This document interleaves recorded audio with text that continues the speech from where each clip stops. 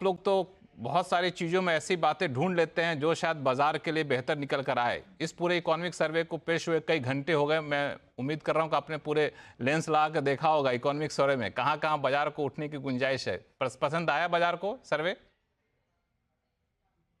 बहुत बहुत धन्यवाद लक्ष्मण जी, इस मंच पर आमंत्रित करने के लिए। सभी को प्रणाम और शुभ संध्या हमारे तरफ से।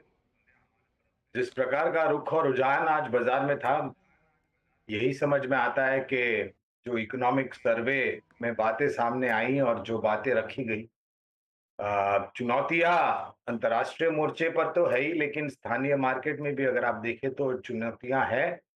और उन चुनौतियों को सामना करने के लिए और उन पर निर्णायक तरीके से यश पाने के लिए मेरे ख्याल से आने वाला जो कल है, बजट का दिन, वहां पर उम्मीद थोड़ी बहुत ज्यादा इस बारी बना करके चल रहे हैं लोग।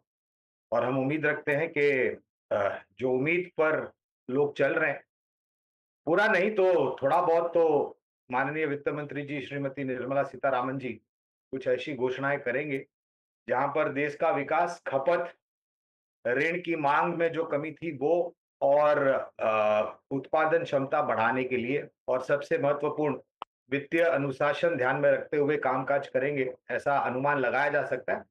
और ये इसलिए भी ज्यादा जरूरी है लक्ष्मण जी, क्योंकि जिस प्रकार से माननीय राष्ट्रपति ट्रंप जी ने टिप्पणियां करी है, मेरे ख्याल से अंतर्राष्ट्रीय स्तर पर जो तकलीफें हमारे देश में स्थापित कंपनी को झेलनी पड़ती है, उस पर भी थोड़ी बहुत सहूलियत हो और कुछ नीतियां बनाई जाए, ऐसा मान करके चलते हैं। तो बाजार ने इकोनॉमिक सर्वे को तो सर्वे को सराहा है। अब देखते हैं हाँ, कल क्या आता है। देखते हैं कल क्या आता है। माधवी, अर्थशास्त्री होने के नाते, इकोनॉमिस्ट होने के नाते आपने इकोनॉमिक सर्वे में क्या अच्छा पाया, कितना बैलेंस पाया आपने, या फिर कहूं मैं दूसरे शब्दों में कि इकोनॉमी के हालात को कितना ज्यादा रिप्रेजेंट करता हुआ दिखा economic survey? So eco survey of course पहले तो बैरोमीटर रहा नहीं अभी बजट के लिए as such to some extent ये basically is more like a summary of at least early chapters are basically summary of what has happened actually through the year कुछ बहुत इम्पोर्टेंट पॉइंट्स उन्होंने रेज किए which is largely to do with the fact that there is genuinely a labor slack in the economy जहां उन्होंने बोला कि अगले पिछले साल भी यही कहा था कि we need around 8 million jobs in the non farm sector, जिससे आपकी वर्किंग एज पॉपुलेशन जो आने वाली है अगले 10 साल में can be sort of absorb. उन्होंने इसी पे स्ट्रेस दोबारा किया कि deregulation, labour reforms, reskilling, upskilling और fair distribution of income between labour and capital ये बहुत जरूरी है। और इनफैक्ट इन्होंने काफी हाफ भी किया इस बात के लिए कि जो कॉर्पोरेट प्रॉफिट कोविड के बाद बहुत बड़े हैं, the proportion of the profit have not been fairly shared with the labor market per se. तो wages as a proportion of profits actually बहुत बुरी काफी हद तक गिरे हैं since COVID। और ये बहुत जरूरी है कि लेबर को adequately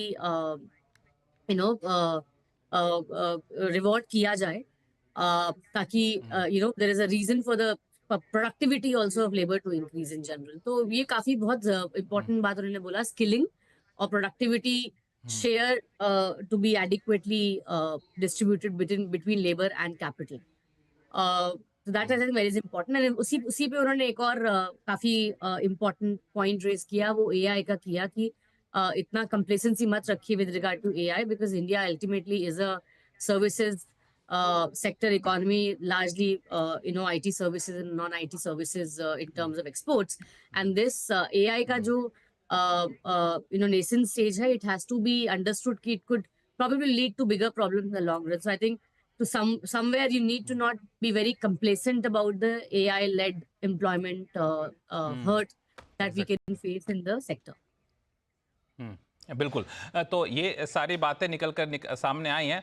हमारे पास ए.के. भट्टाचार्य साहब, साकेत मिश्रा जी और विनोद शर्मा जी बने हुए हैं। आप लोगों के पास आऊँगा, लेकिन इस बीच सीधा चलते हैं वी अनंत नागेश्वरन जी के पास, जो कि मुख्य आर्थिक सलाहकार है, जिन्होंने इस पूरे इकोनॉमिक सर्वे को बनाया है। उनसे बातचीत करते, फिर उसके बाद आप लोगों का रिएक्शन आगे चलकर मिलूंगा। कुछ मिनट तक आप लोग हमारे साथ बने रहिएगा। वी अनंत नागेश्वरन साहब, आपका स्वागत है हमारे शो में। सबसे पहला सवाल, जो आपने पहला ये इकोनॉमिक सर्वे का कवर पेज देखा मैंने, तो बड़ी खूबसूरत तस्वीर थी। इस पे आपने नॉटिकल शिप विल का पिक्चर बनाया हुआ है। इसके पीछे क्या सोच थी, क्या आप कहना चाह रहे थे इस पे?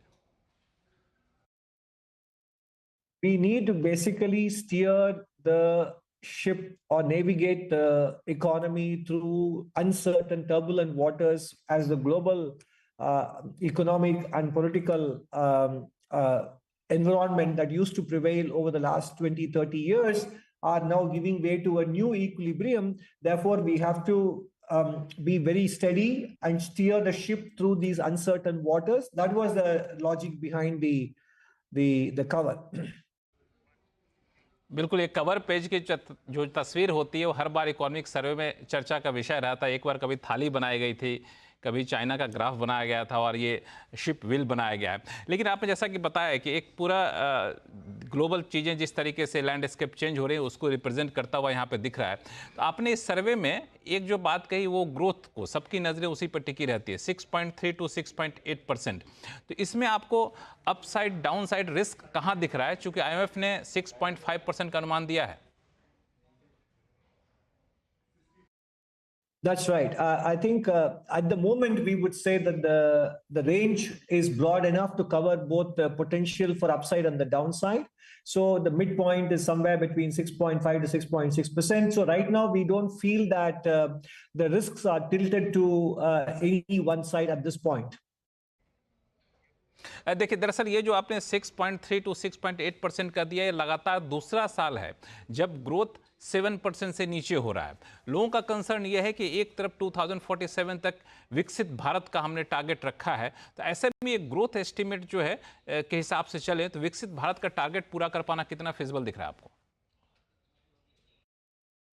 8% is an average growth rate we have to achieve, but yes, we can achieve. In some years, we may be like, for example, in 21-22, economy grew at 9.7%.